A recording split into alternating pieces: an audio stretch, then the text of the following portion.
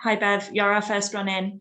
We're just going to wait a couple of minutes for people to arrive, and then we'll get started in 2 or 3 minutes.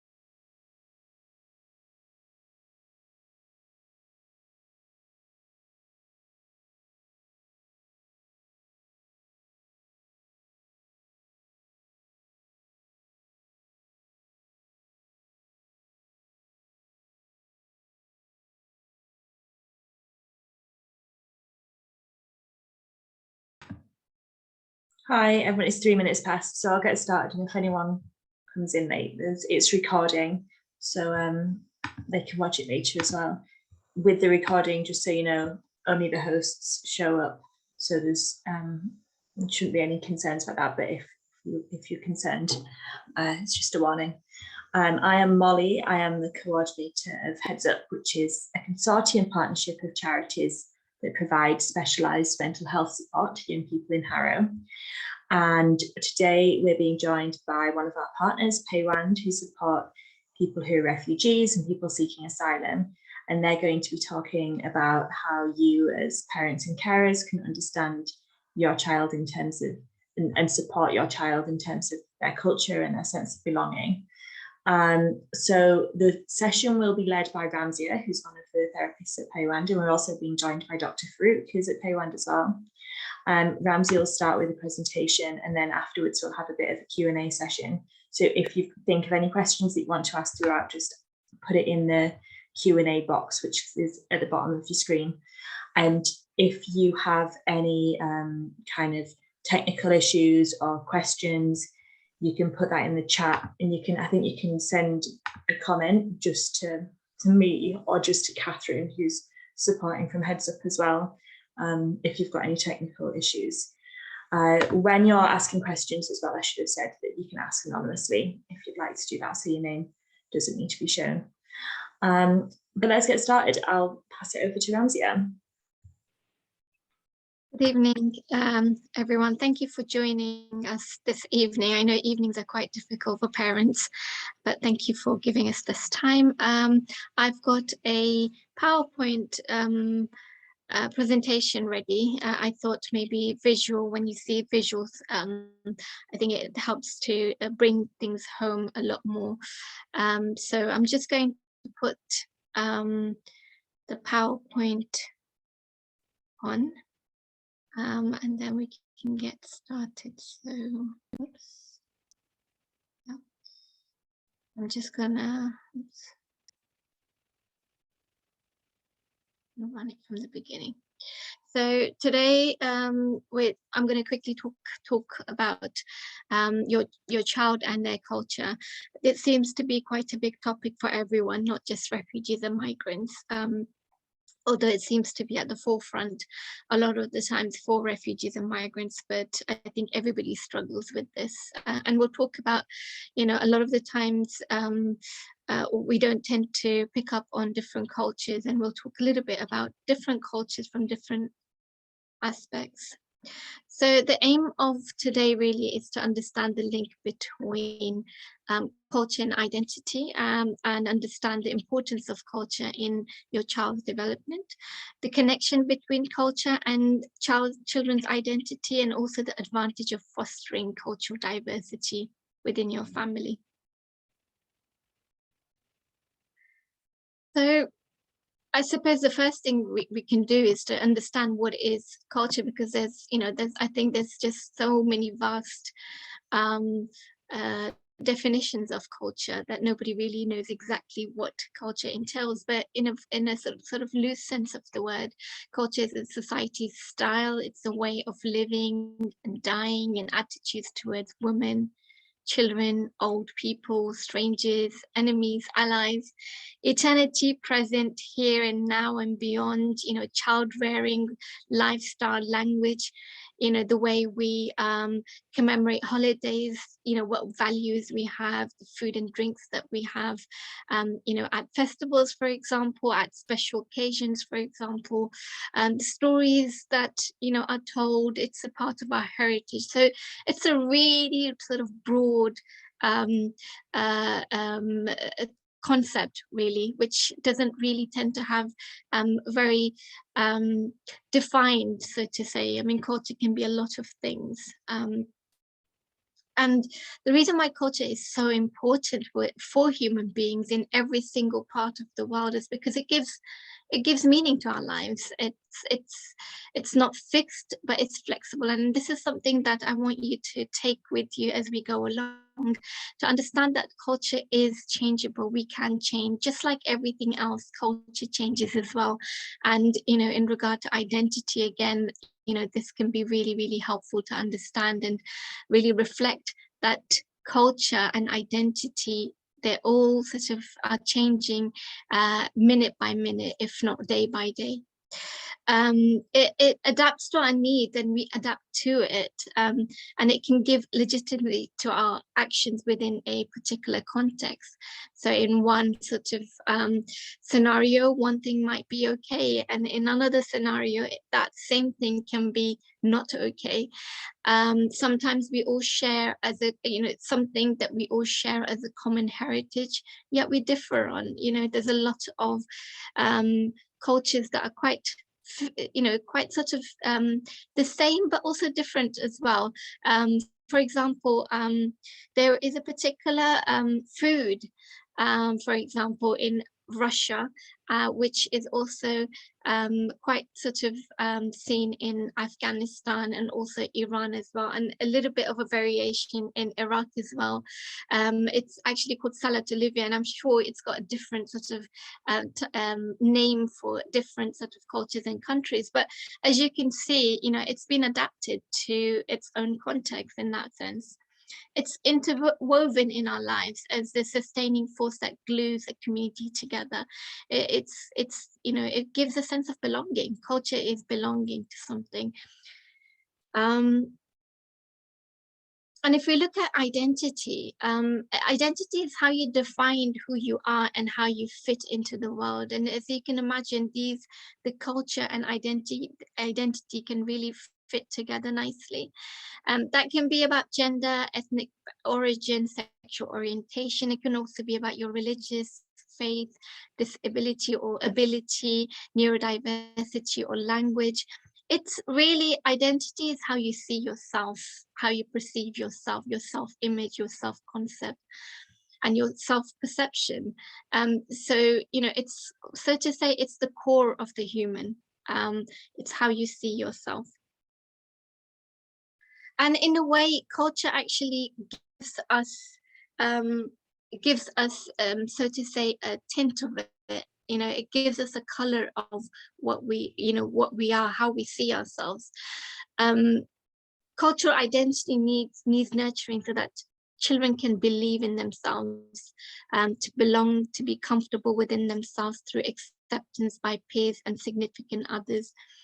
Specifically in places where there's a lot of diversity, and the differences are so in your face, whether it is your ability or disability, whether it's, your color of your skin, all of these things, they need to be sort of nurtured in children so that they're able to live within a very, so to say, a very different culture, but having their own culture. It's a world within a world, so to say, and within a world.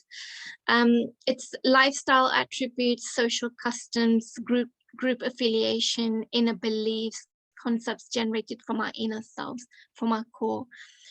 Multiple identities as having many facets, including gender, race, ethnicity, sexuality, ability, geographical location. So all of these are actually identities that we have within ourselves, which sits in the context of culture. It's actually quite mind-blowing. And children form their cultural identity through family and community experience.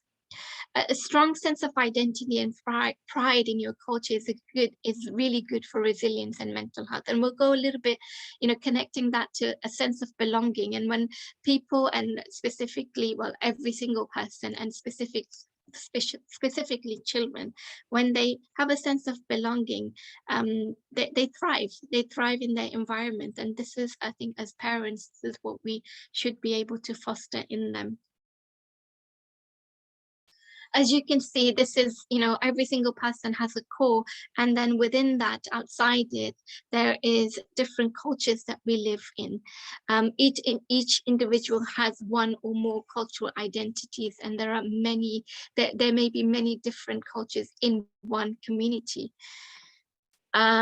How we behave in one setting may be different to how we behave in another, as I said. And we have different cultures. Sometimes we don't actually, if we open this up, we've got family culture, we've got peer culture, we've got a school culture, a work culture, street culture, even a street culture that actually has a different language in itself, religious community culture. So it's all of these facets of the human being, of our children, that are developed as they're growing up.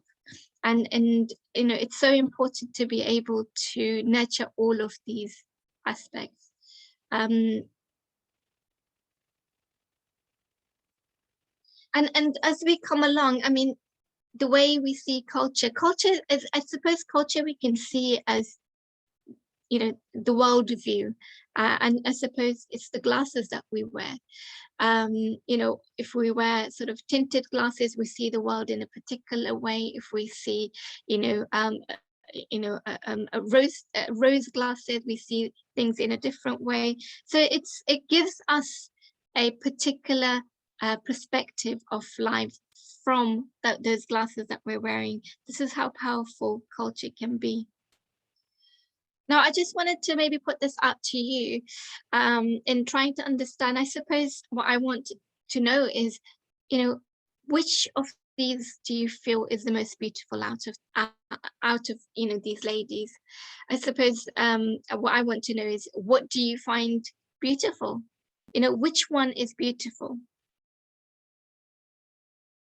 I'm not sure if the chat would I be able to see the chat, or would people be able to comment, Molly? Okay, I think I've got a chat. Okay. Yeah, okay, you can put up your hands or comment. Yeah, anybody? I actually can't see the participants, so I'm not sure who we have. Oh, sorry, I didn't realize you couldn't see. There aren't any hands up at the moment, actually. The question was the question about which of the ladies is most accessible? Yeah, as in, which do you find beautiful? Most beautiful. I mean, they all are, really. I guess because coming from the point of view being you know, from England, you kind of get drawn to like what's most familiar to you.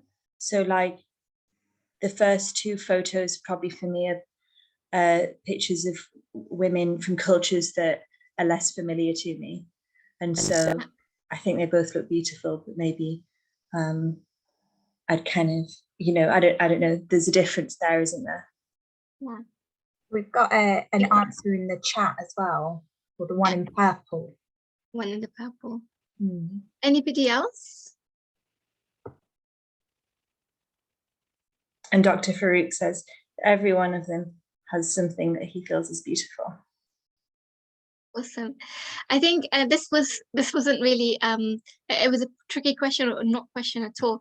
I suppose what the point I was making was every single one of these women are beautiful, but sometimes the glasses that we wear would not be able to make one person seem more beautiful than the other. But I'm pretty sure that every single one of these ladies in their own culture is beautiful, so that was the point sort of I was trying to make.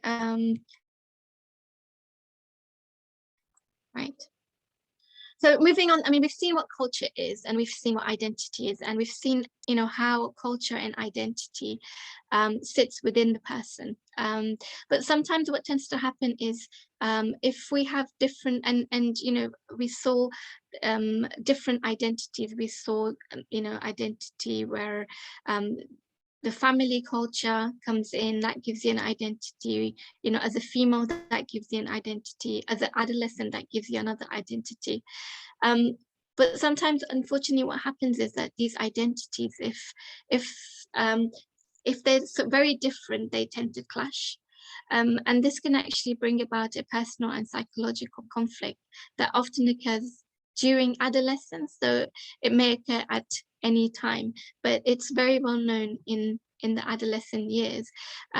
Sometimes it's known as rebellion, sometimes it's known as tantrums, but regardless, I think what happens is that one person has this identity and it's not suiting the other person. Usually it's the parent, and so there is a big clash. And when there is a clash, it's the child that often, because they're developing it, they tend to get into a crisis, so to say. So it involves confusion about one's social role and a sense of self. The child is not able to understand what they are in that context. If you do not achieve the ability to establish some sort of identity or a role within society and yourself, so you don't know what you are in that in that context, whether it's within the family, whether it's within the school, for example, then it's a quite a painful thing to go through. If forced an identity, you may begin to rebel and experience unhappiness, and even create a negative version of yourself. A lot of the times what tends to happen in adolescence particularly is with children trying to establish their identity, because they are in different sort of contexts, and they are building those identities. And if it doesn't sit well, usually with the parent, sometimes it doesn't sit well with the family, that tends to be that tends to create a lot of friction and a lot of issues and problems between parents and children. And then usually what happens is that the parent then starts sort of getting really nervous, and then they try and impose an identity. You have to be like this, you have to be like that, this is not acceptable, this is not how we are in this culture. And so what that really does is you're imposing an identity which the child does not identify with. And again, that can either bring compliance, although child is compliant, it's a very difficult process for them emotionally, or sometimes teenagers tend to just shrug it off and rebel and really stand their ground. So it can go two ways, but both of these are really, really painful for children. It may cause feelings of frustration, being stuck, or lacking meaningful progression, because the child, what the parent is imposing on them, the child is not able to comprehend. And so that sits within the child almost like a foreign object, where they're not able to come to terms with it. And again, like I said, it's quite a painful process for children. Some common signs of identity crisis is when children, start questioning their own character. They start questioning their traits that influence in other people's other people's perceptions of them or themselves. What am I? Who am I? Questioning, one's purpose or passion in life. I mean, what am I doing? It can create a lot of anxiety and a lot of unrest. As I said, it's quite a emotionally painful thing to go through. It's altering your values or inclination frequently to match your environment and relationship. Sometimes what tends to happen is, like I said, this imposing identity that is usually put either from the parent or from the culture. It sits as a foreign object, and what it does is it creates a sort of cognitive dissonance, is called, where the child is not able to come to terms with anything. It's not what they want, but they need to. And so what they tend to do is they then start compromising on their values. They start being what they're not. And again, this is seen quite a lot in adolescent years, especially in children who would like to comply, who are people pleasing, who would like to do the right thing and be the right thing. And so although from the outside, they're doing everything, they're ticking all the boxes for parents, but inside within themselves, they're just not settled at all, because that's not who they are. They find it difficult to answer questions about themselves, because they don't know who they are and what they are, and what their values are and what they like and what they don't like. And also as well, they have difficulty trusting themselves to make decisions. Most particularly because, they've been told that this identity that they're assuming is not the right one. And so slowly, what tends to happen is they lose that ability in trusting themselves, and almost, give their decisions to somebody in authority. A lot of the times it's parents, a lot of the times it's teachers, a lot of the times it's different sort of different authority figures. I wanted to maybe see, and I think it's a joke sometimes, at least in my culture, it's a joke when parents, and I've seen a lot of YouTube, it tends to be quite a lot of YouTube influencers who are making, content about, the clashes between their culture that they have and their children, their parents' culture, for example. And a lot of the times, they have parents who talk about, when they were young, they were doing this, and when they were, when they were at their age, for example, they were doing that. And it's almost like the parents have forgotten what it's like to be, a teen culture. I'm sure every single, like I said, every single country has these cultures. And so maybe what I wanted to do is help ask you to share if you had any cultural clashes with your parents at that time, and what are the things that you disagreed on, and what are the things that you agreed on in that context. I'm just wondering if anybody would like to share.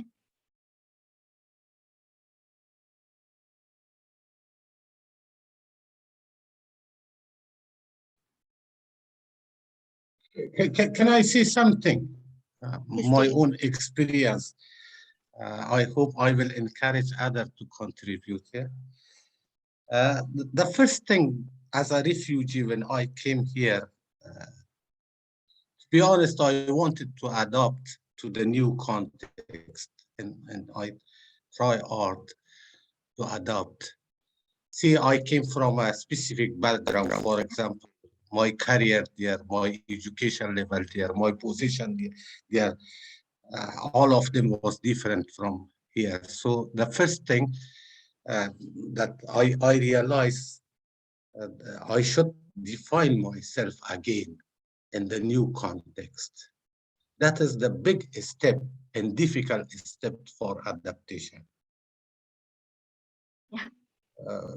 For example, see someone who worked with United Nations, manager of many people, and long career of I value in that society. And here you are coming to a competitive environment where the skills and knowledge are completely different in ours. You have to define yourself in every aspect, from your career to anything else. That is one of the issues that you have to adapt ourselves.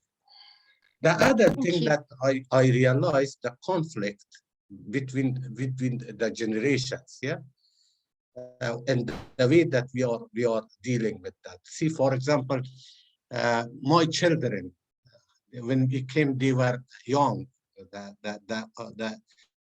The youngest one was 22 or 23 years old, and see, they, they didn't practice independent life back in my country. When they came here, they tried to do that. That was a matter of conflict within the family. For example, the elder members of the family had different approaches. For example, some of them thinking that, yes, this is their right, we cannot stop them, for example, from going night out. Yeah. And instead of stopping them, let's try to empower them to be safe, to be more polite, to don't harm themselves. But some other members of family held that they were trying. That's not according to our culture. They don't have the right to do this. So, and see, by experience, we learn which approach is better. Mm-hmm. But sometimes it is very difficult to understand that one. Yeah. Getting lost in a diverse community, in the environment where there is conflict of culture, that could be a dangerous progress for children and young people, as you mentioned earlier. But sometimes, okay, that one could be an opportunity, and people or young people are trying to prove themselves. Because of this loss, to overcome that shortage, they try to prove themselves. And so that is something that I personally experienced when I came here. Thank you. Thank you, Dr. Farid. Yeah, I think there is a joke, at least in a lot of the other cultures, is that parents tend to forget that they were adolescents themselves. And so a lot of the things that, adolescents want or teenagers want today is exactly what they wanted, it's exactly what their parents wanted at that time, but they tend to conveniently forget. But thank you so much. I think one of the very important things that you mentioned was the fact, and when I'm working with parents and children, I think it's very important for parents when they are trying to nurture a really and foster a really sort of healthy relationship with their children, is to actually see and help understand themselves. I think it starts with the parent. If there are any clashes and stuff, it's the parents sort of, I think the answer falls on the parent to actually go back to themselves and see what's happening, because they have the ability to do so. But yeah, thank you so much for sharing. Anybody else want to share anything? Is there anything that that is, that you would agree with, something that, at the time when you were a teenager, you agreed with, and you've actually brought it forward now in your own parenting?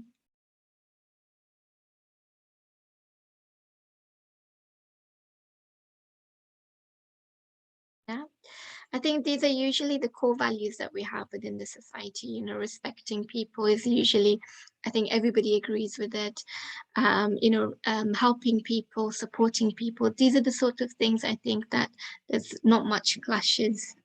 What to say? I'd agree, Ramsia. That's what I was thinking with me. Sorry, just to put in there, but yeah, it's probably my parents' values and their values of work as well, and their work ethic and what they think is important. I mean, my mum was a teacher and my dad worked in mental health, and now I deliver education about mental health.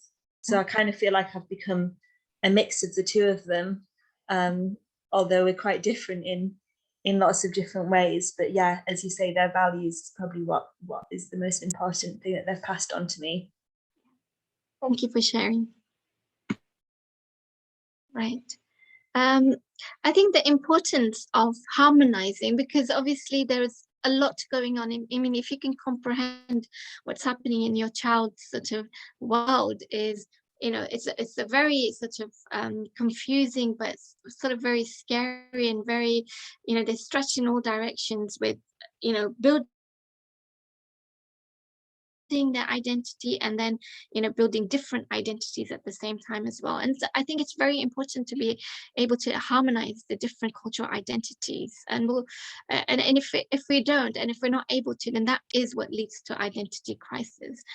And you know, the benefits of harmonizing the different cultural identities is that if we're, you know, if the child feels that they're a part of something, they you know, they're a part of something peaceful and thriving, a thriving and peaceful community, they'll experience being valued and celebrated, and they'll grow up respecting and valuing differences in themselves and others as well. So it makes them a lot more open.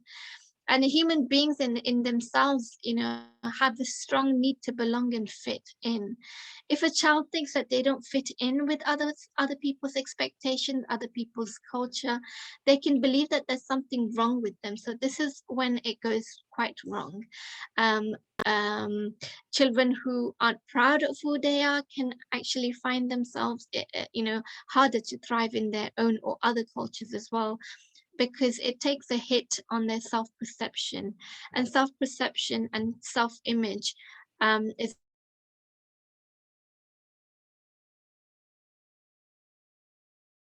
themselves. They can develop social and emotional difficulties. As I said, you know, people who, you know, teenagers who rebel, you know, they're not doing it for the sake of, they're in a lot of emotional turmoil, and this is the way that they're able to display it, I suppose.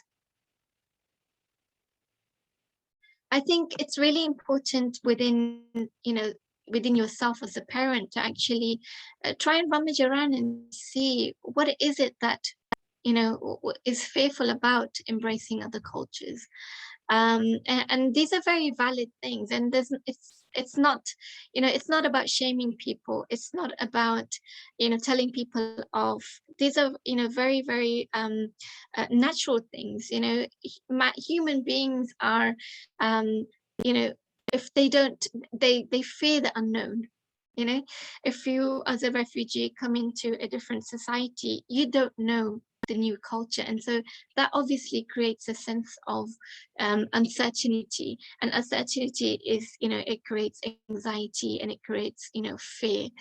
It's uncomfortable, you know, it's uncomfortable to you know, you've got everything established, you know your values, you know, you dress a certain way, you speak a certain language, you come into a different sort of culture. It's uncomfortable. It's uncomfortable perhaps for you, and sometimes other people also as well feel uncomfortable. And it's a stretch to learn new things, you know, new thinking, new behaving. So sometimes that can be quite off-putting as well. Some people fear, and it's quite a valid one, they fear not getting it right. You know, a lot of people think, well, I can't be British enough, or I can't be, you know, Muslim enough, or I can't be, you know, this enough. And there is always this sort of anxiety around not getting it right. Sometimes, specifically refugees and migrants, when they come into the country from outside, they tend to hold on to their culture more because perhaps they don't want to dilute their culture.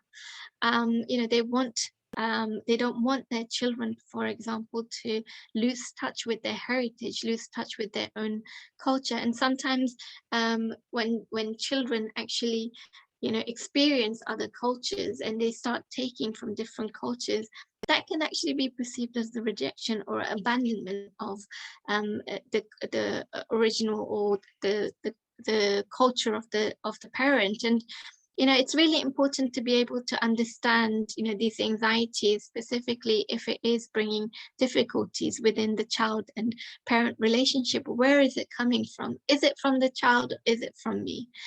So this is, I think this is the reason, one of the really good reasons to actually sit down with yourself and reflect.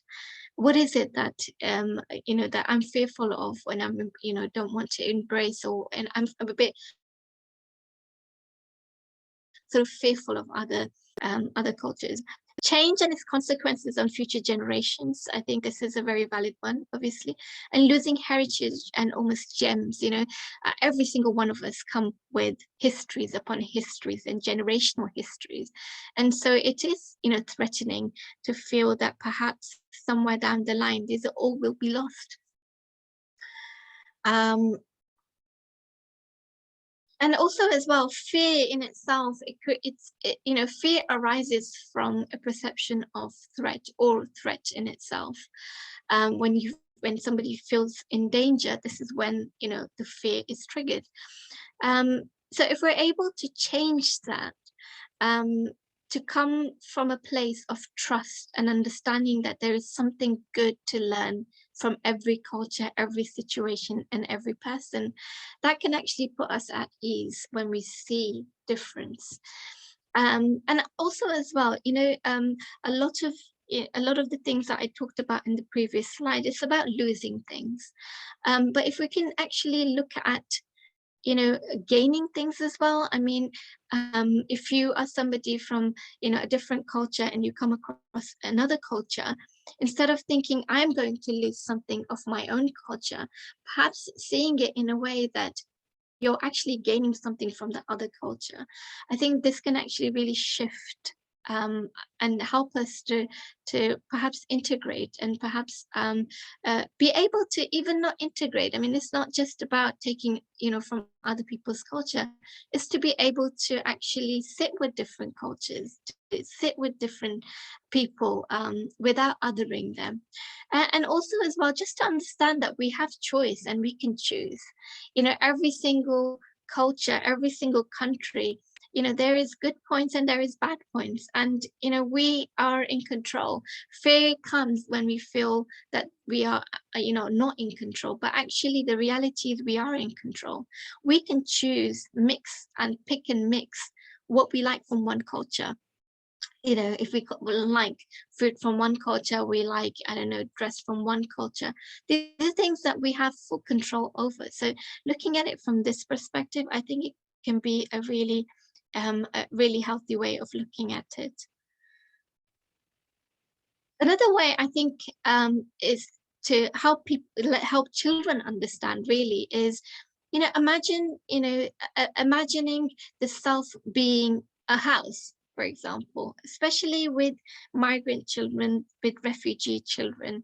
You know, imagine being, you know, the self being a house, and imagine you're decorating the different rooms. And so in the same way that we decorate the house, you know, each room, we can take from different sort of, you know, cultures and bring them and decorate that room. For example, we have somebody who is a female, who is 16, for example, who is you know, born British, but also as well has a heritage of, you know, that her parents are from Bangladesh, who happen, you know, who are also as well Muslim. I mean, this is a lot for children to, you know, juggle around. But if we're able to harmonize this in helping them understand that actually, you know, imagine a house with different rooms, and each one of these identities is a room. And so, you know, how would you like to decorate this room? You know, taking from other, you know, from other cultures from outside and bringing them in and actually decorating yourself, you know, taking from different, you know, taking the values from somewhere, taking the, you know, the norms from somewhere, you know, all of these things can help to build a really stable, unique, comfortable identity, where the child is able to be really comfortable with themselves and harmonize all of these different aspects. It's almost like, for example, having a blank piece of paper, I mean, and really going wild and, choosing, lights and decorations and the bed and, the wallpaper and the bedside table is actually just decorating. And in the same way, we can do the same. And actually, as humans, when we are doing that, we're actually branching out, so to say, and it's actually a beautiful thing. It's a really beautiful thing to be able to, explore different language, explore different foods, look at different traditions, see different clothes, and the core values. What does each society, each culture, what do they value, and taking from each culture. So I think it just builds on the character and on the identity of the child and the parent as well. Parents can do that obviously as well, and actually this is the biggest thing that the parent can do. The most healthy thing that the parent can do is actual role model, and this is one of the ways that we can actually foster acceptance of different cultures and diversity in our children. When we are able to do that and our children are able to see that, this puts us at the most strongest position that a parent can be, actually being a role model for their child. Now, some of the ways that we can actually do to promote cultural awareness within, or cultural diversity, so to say, in our family is, different practical ways that the child is able to grasp. So, for example, very basic, sort of diversifying their bookshelf. Instead of reading one genre, trying to read from different sort of genres and different characteristics and backgrounds, for example, that can really help children, go into their imagination and imagine a different world. And this is really, it really helps them to accept different cultures as well, and also accept their own culture. I mean, I think that the whole role and the whole purpose of all of this is to help our children to be comfortable within themselves and their skin and be proud of who they are. So, some of the ways that you can do is actually, through books. You can also do it through movies, watching different movies. I noticed that currently on Netflix they have, international, for example, international genres where, there's movies from different countries, from Arab countries, from Indian countries, India, from Arab countries. So, this is one way of being able to do that. And also as well, looking for movies and films that actually, talk about diversity. It can really sort of help children without sitting there and lecturing. You're actually helping them learn through that. Sharing cultural experiences, it's really, really important for us to be able to pass down, these gems, these stories of our generations to the children. And you'll see how much the child can be fascinated by it. I know that in some cultures there used to be, and there probably is still, a culture of storytelling where, adults sit around. Usually it's the elders, the grandmother sits around and she talks about, she either, tells a story about, when she was a young teenager, and these things, perhaps some people might feel that these are quite boring, but actually children actually thrive on it. They love the fact that they're able to, experience a different time and a different sort of world while still being here. And that can again grow a sense of pride in their own culture, in their own heritage, without feeling that actually they're going to lose it. It's actually bringing them closer to their own culture. And also as well, it allows them to go into other cultures as well.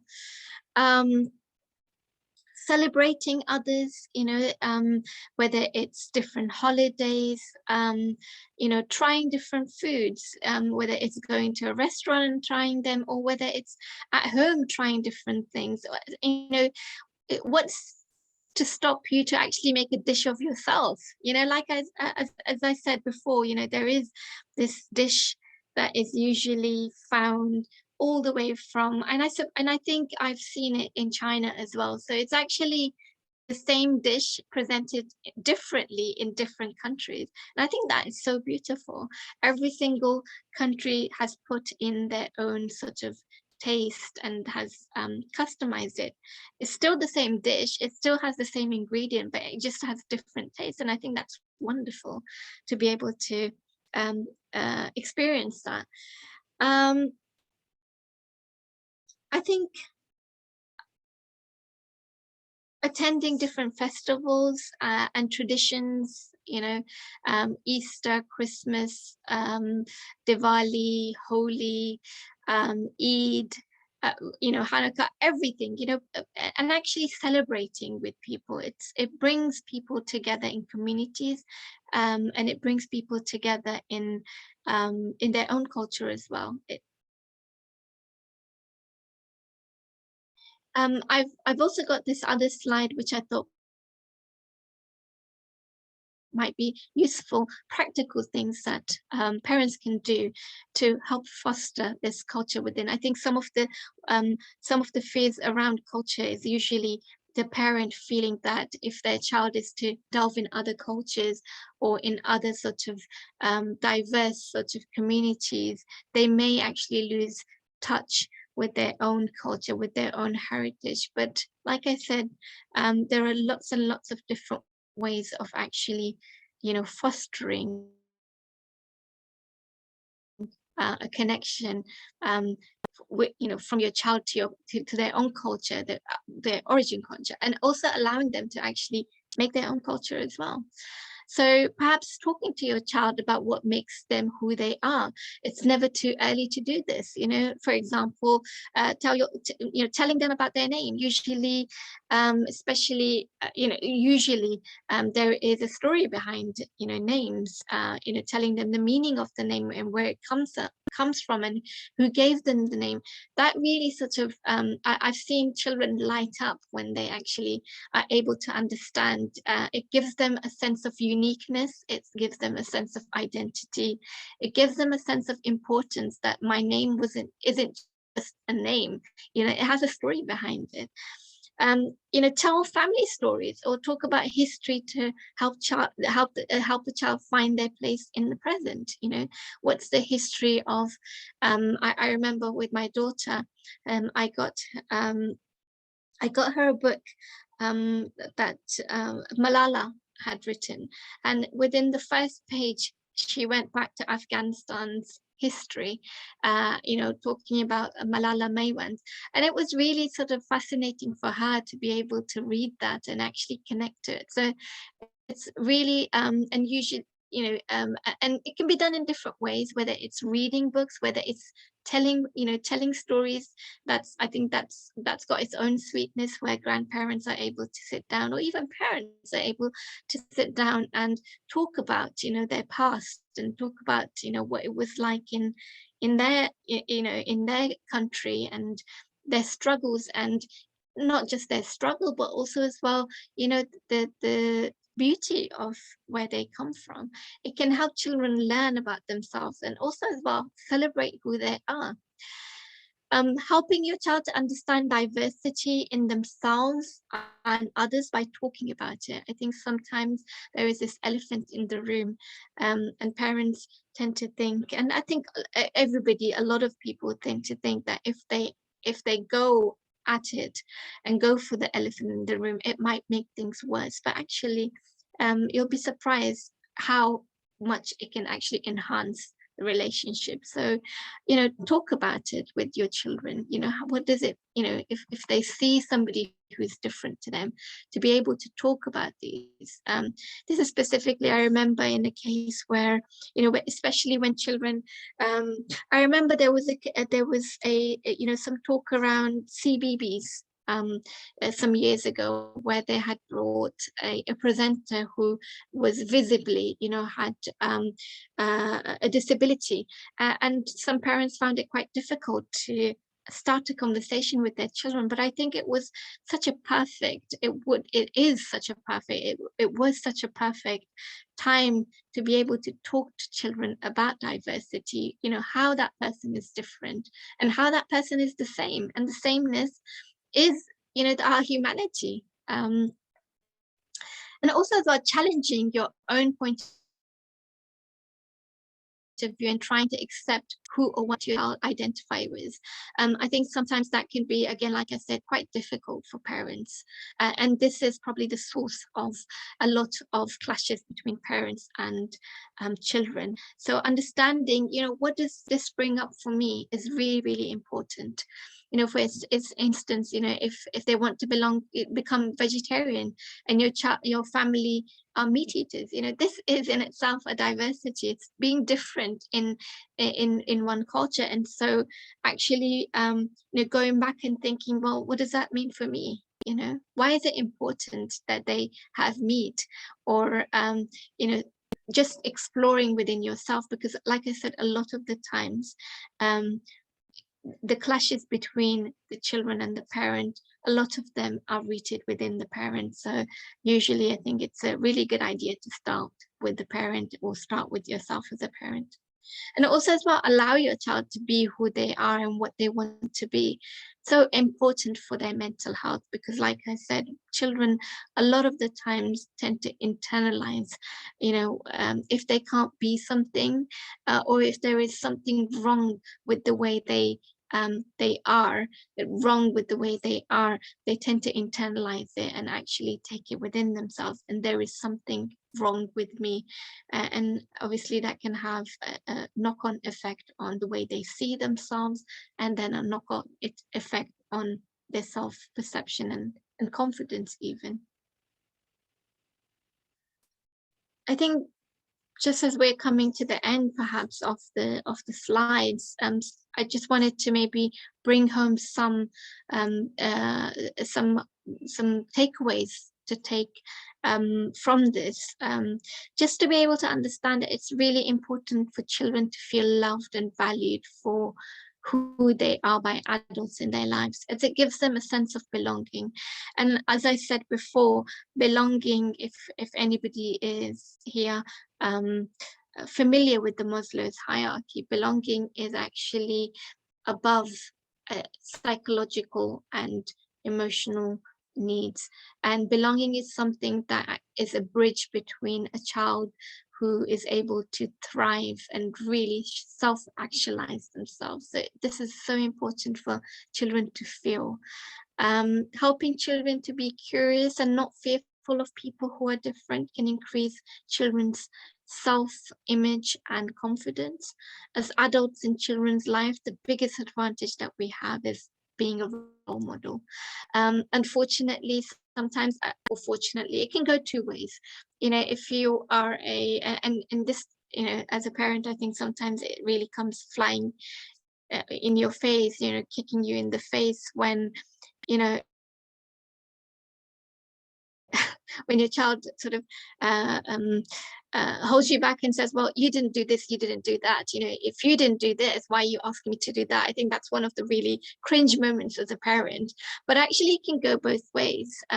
If you want your children, if you want to be able to foster something in your child, if they're able to see you doing it, it's very, very high chance that they are going to parrot you and they're going to copy you. And I think that can be used as a really good advantage over children. if children can be themselves, if children can't be themselves, this can have an impact on their mental well-being. And celebrating your child's cultural identity and trying to understand that your child has times when they are confused about who they are. And this is inevitable, I think, as we are growing, as things are being added, you know, going from, for example, from, you know, primary school to even a secondary school. That's a big jump for a child. They are in a bigger environment. They're in, they're sort of in a, what they used to do in the primary school is not going to give way in secondary school, for example. So it is something that is inevitable because the child and us as human beings, we are growing all the time. So there will come a time when the child is confused. And I suppose, you know, the best thing that you can do as a parent is to actually listen and reflect instead of, you know, imposing things on them and getting them to see things in a different way, instead of, you know, taking off your glasses and giving it to them, actually helping them to clean their glasses, or perhaps even, changing their glasses to see things differently. So I think it's really important. It's able to foster an identity, a unique identity where they can take pride in it. I think, yeah, so that's me. I'll stop sharing. I hope, if if you have any questions, please go ahead.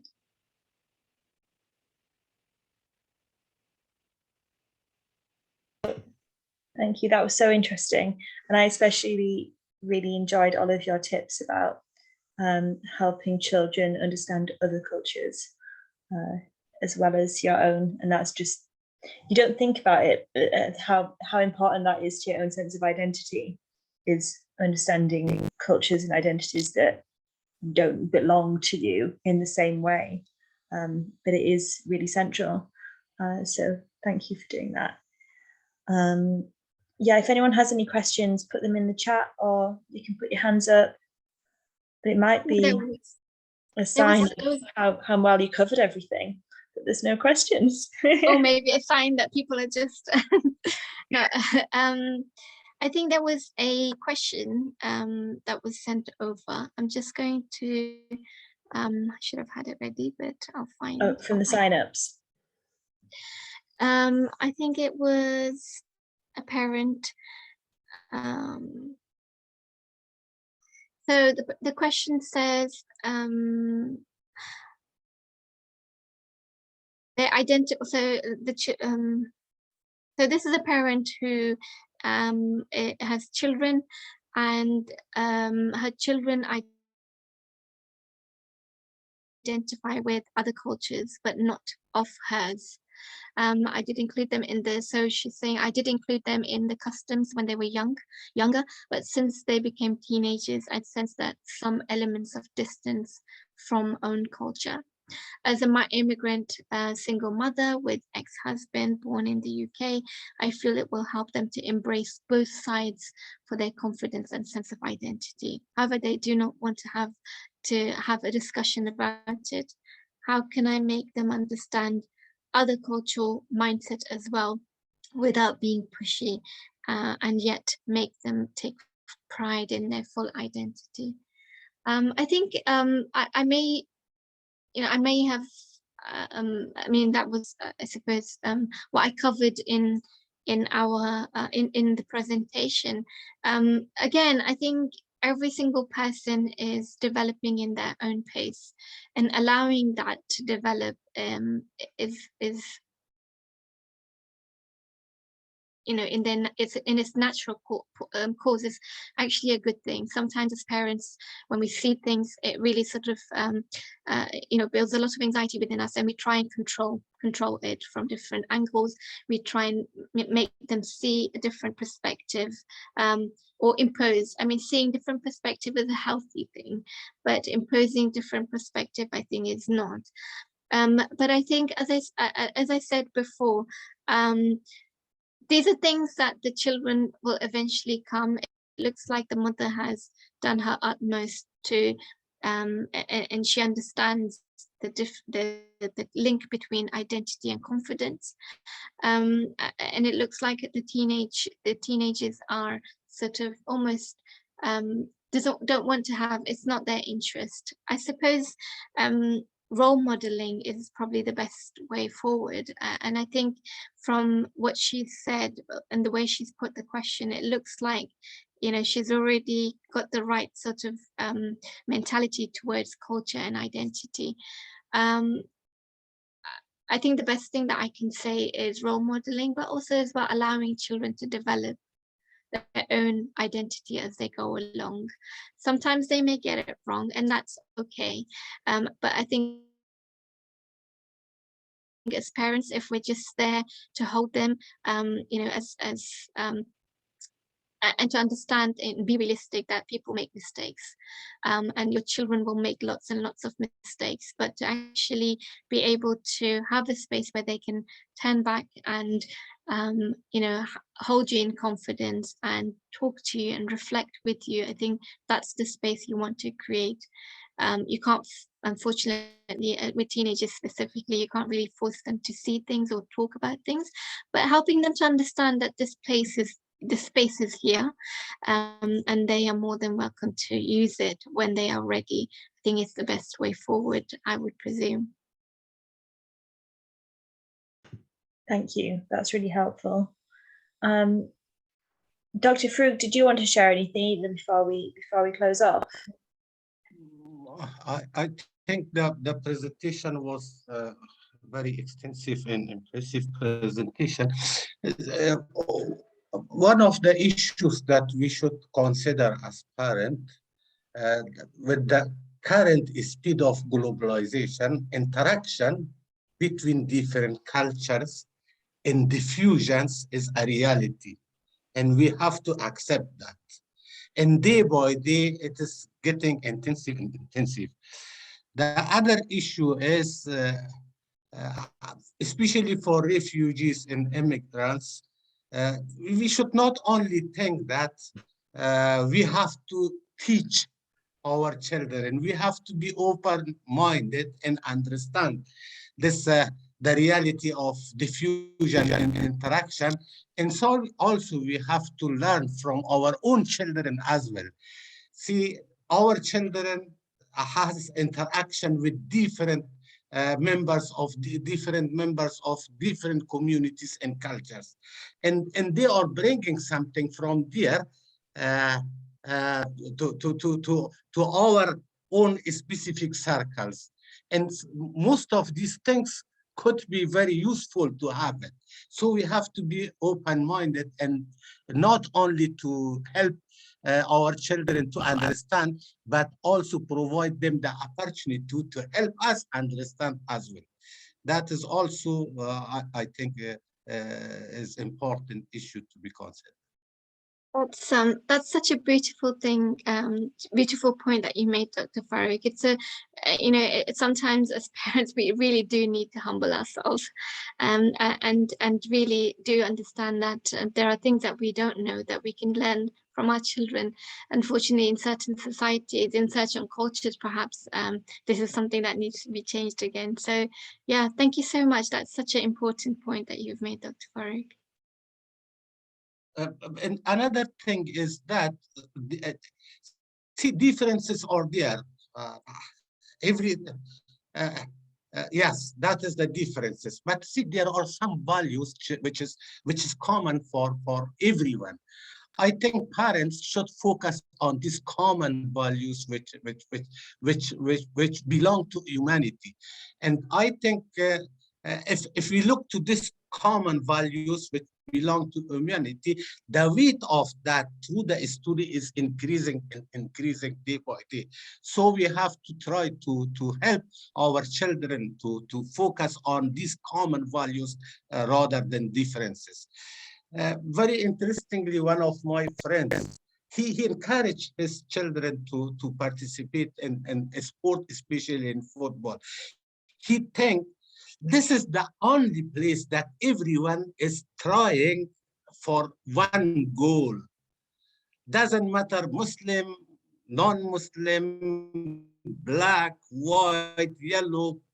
They are just looking to the ball and focusing on one goal. So see, these are the common things we have to focus on these issues, I think.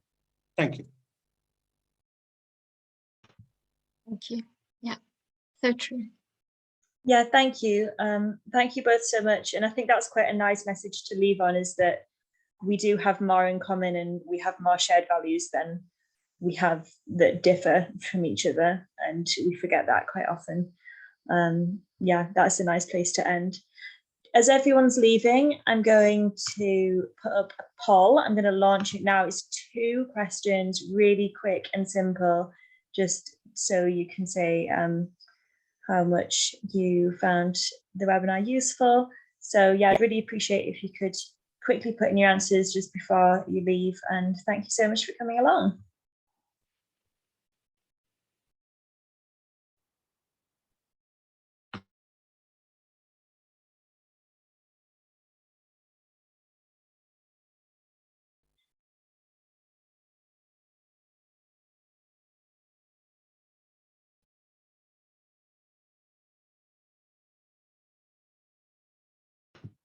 Thank you, Clarice.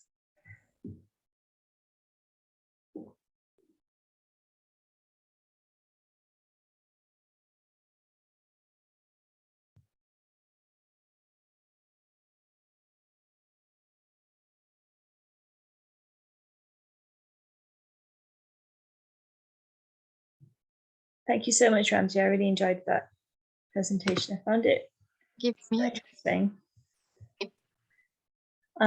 We'll send round. Could you send me the slides when you're ready, and then we'll send them round so everyone's got them,